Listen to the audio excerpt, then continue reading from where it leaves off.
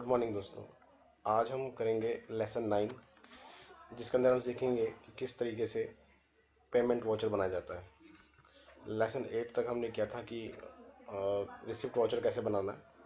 आज हम करेंगे पेमेंट वाउचर कि अगर हम किसी क्रेडिटर को पेमेंट कर रहे हैं या हम कोई एक्सपेंसेस कर रहे हैं तो उसकी हम पेमेंट्स कैसे करेंगे। उसके लिए हमें सबसे पहले उसका लेजर क्रिएट करना होगा। लेजर अल्टर, जैसे मेरे पास ऑलरेडी एक लेजर है अजय स्टील्स के नाम से, जिससे मैंने परचेस की थी पिछली एंट्रीज में। अब तो हम इसको पेमेंट करते हैं। अकाउंटिंग वाउचर में गए, ये पेमेंट ऑलरेडी टैब खुला हुआ, नहीं तो आप F5 से भी कर सकते हैं। यहाँ पर आप आए, अजय स्टील्स को डेबिट करना है। कितनी पेमेंट है देखिए, नीचे लिखा हुआ रहा है कि 10,000 से इसको हमने क्रेडिट कर रखा है। तो जितना अमाउंट आपने डालना है, मैंने कहा 5,000 हम इसकी पेमेंट कर रहे हैं। अगेंस्ट रेफरेंस, तो लास्ट मैंने बताया था कि आपको लेजर में जो आपने बिल बाय बिल कराया है उसके अकॉर्डिंग यहाँ पर रेफरेंसेस जनरेट हुए थे। तो किस बिल के अगेंस्ट में हम इसकी पेमेंट कर रहे हैं उसके लिए पूछ रहा है। तो अभी तो फिलहाल हमने एक ही परचेज की है इससे 10,000 की, तो उसके हिसाब से हमने उसमें पेमेंट उससे 5,000 करी है। अगर आपने कैश करी है, ये देखिए 5,000। डेट चेंज करनी आप ऐसे कर सकते हैं, F2 प्रेस करें, एंटर। एंटर बहुत सिंपल है, पेमेंट की एंट्री। एस्केप करा, यहाँ से आपको चेक करना है। आप डिस्प्ले में गए, अकाउंट्स बुक, यहाँ पे आके आपने परचेस लेजर पे आप गए, अजय स्टील्स को चेक करना है या आपने कैश के अकॉर्डिंग देखना है। तो कैश के लेजर में ये एंट्री आपकी आ गई है अजय स्टील्स के नाम से, ये देखिए। उसी तरीके से ये एंट्री है, देखिए कैश की, हमने कैश भी किया 5,000 रुपीज़, ये रहा। उसी तरीके से अगर आपने चेक के थ्रू पेमेंट करी है तो आप वो भी डाल सकते हैं यहाँ पे।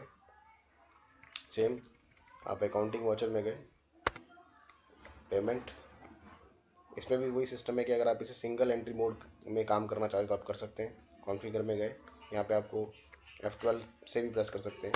यहाँ पर आप आए, यस किया, और ये अब जो पेमेंट का जो वाउचर आ रहा है वो हम as a single entry mode में काम करेंगे। ये देखिए, अपने कैनरा बैंक की थ्रू पेमेंट करी, चेक दिया आपने, किसको पेमेंट करी है, मैंने कहा अजय स्टील्स को, ये आ गया। कितनी पेमेंट है, मैंने कहा 2,000 रुपीज़। आप इस तरीके से भी कर सकते हैं अगेंस्ट रेफरेंस। इसमें भी वो चीज़ दिखाएगा, हम इस टोटल हमने परचेज की थी 10,000 की, 5,000 हमने इसको कैश दिया है और नेक्स्ट पेमेंट कर रहे हैं हम 2,000 की थ्रू चेक। तो अपने 5,000 के उसमें दिखा दिया कि 5,000 बचे हैं अभी इसके, तो 2,000, तो ऑटोमेटिकली डिडक्शन दिखाता रहेगा। ये तभी होगा जब आप कोई लेजर बनाएंगे क्रेडिटर का और बिल बाय बिल को ऑन करेंगे। मैं आपको भी दोबारा बताऊंगा किस तरीके से होता है वो। एंटर, और उसके बाद 2,000। ये पूछ रहा है कि भाई आपने जो भी चेक इशू करा है तो वो भाई चेक नंबर क्या है, उसके अलावा किस डेट का है, वो सब चीज़ आप यहाँ पर डाल सकते हैं। ये देखिए एक्सेप्ट का एक, और जनरली होता है कई लोग जो है यहाँ पे भी चेक नंबर डाल देते हैं इस तरीके से, cheque number so and so, आप यहाँ पे भी डाल सकते हैं चेक नंबर। यस, तो अगर हमें देखनी है ये भी एंट्री, आप उसके लिए डिस्प्ले में आए, अकाउंट्स बुक, लेजर, और यहाँ पे आके कैनरा बैंक की एंट्री है। आप यहाँ पे देख सकते हैं, देखिए हमने पेमेंट करी है इनको, अजय स्टील्स को, ये देखिए। और इस तरीके से यही चीज़ जो रिकॉर्ड है, मैंने आपको बताया था पहले भी कि सारे रजिस्टर इसमें ऑटोमेटिकली क्रिएट हो जाते हैं। मतलब सबकी जो भी आप वाउचर पोस्ट करते हैं तो ऑटोमेटिकली वो अपने अपने रजिस्टर में चला जाता है। जैसे मान लीजिए आपको लेजर आप चेक करना है कि इसका लेजर, क्योंकि मैनुअली काम करते तो हमारे को सबके लेजर बनाने पड़ते हैं, एक लेजर रजिस्टर बनाना पड़ता है। आपको यहाँ बनाने की जरूरत नहीं है, आप अजय स्टील्स में जाएँ, यहाँ पर देखिए सारी एंट्रीज आपको यहाँ मिल जाएंगी। तो हर चीज़ जो है टैली के अंदर ऑटोमेटिकली हर रजिस्टर के अंदर ऑटोमेटिकली वो पोस्ट हो जाती है। आपको अलग से बनाने की भी ज़रूरत नहीं है। जैसे आप एंटर करेंगे, ओके करेंगे, एक्सेप्ट करवाएंगे एंट्री को, आपको सेव हो जाएगी एंट्री। तो इस तरीके से आप चेक कर सकते हैं।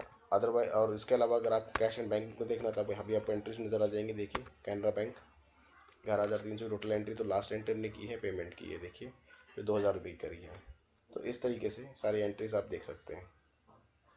उसके अलावा मैंने भी आपको बताया था कि भाई अगर जो ये जो रेफरेंसेस आ रहा है कि किसके अगेंस्ट पेमेंट कर रहे हैं, तो अगर आपको उसको अनेबल करना है तो कैसे करेंगे, जब भी आप कोई भी लेजर बनाएं और डेटर का या क्रेडिटर का, तो बनाते टाइम में आप एक ध्यान रखें कि जैसे ही आप, ऑलरेडी एग्जिस्टिंग भी कर रहा हूँ मैं काम, एडजस्ट डील्स बना हुआ है पहले से, ये देखिए। तो आपको करना ये है कि यहाँ पे यस करना है। आप यस करेंगे तो ऑटोमेटिकली ये क्रेडिट पीरियड ही पूछेगा, और उसके बाद जब भी आप पेमेंट करेंगे तो आपसे हर हर बिल का वो रिकॉर्ड मेंटेन अपने पास कर लेगा। तो जिस बिल के अगेंस्ट में आप पेमेंट कर रहे होंगे वो आपसे पूछेगा कि किस बिल के अगेंस्ट में, तो सारे ऑप्शन सबको ऑटोमेटिकली डिस्प्ले हो जाएंगे। तो मैंने यहाँ पे यस कर रखा है। तो उसके हिसाब से अगर हम देखें यहाँ पे, अब एक और एंट्री करके देखते हैं सेम, कि इम्पैक्ट बताने के लिए। तो अभी तो फिलहाल ये मैंने सिंगल एंट्री मोड कर रखा है। अगर आप इसको वापस अकाउंटिंग मोड में करना है, डेबिट क्रेडिट मोड में करना है, तो आप यहाँ पर आइए, यहाँ पे आके इसे नो कर दीजिए।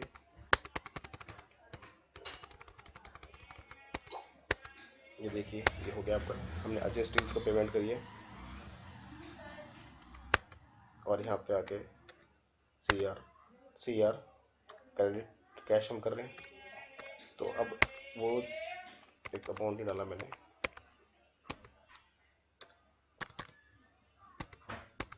ये देखिए आ गया अपने आप ही जो 3000 बैलेंस है। तो ये इसलिए आ रहा है क्योंकि मैंने यहाँ पे बिल बाय बिल कर रखा है, तभी आ रहा है। 500 कैश, ये देखिए इस तरीके से आपकी ये पेमेंट हो गई। एक बार इसकी एंट्री भी चेक कर लेते हैं।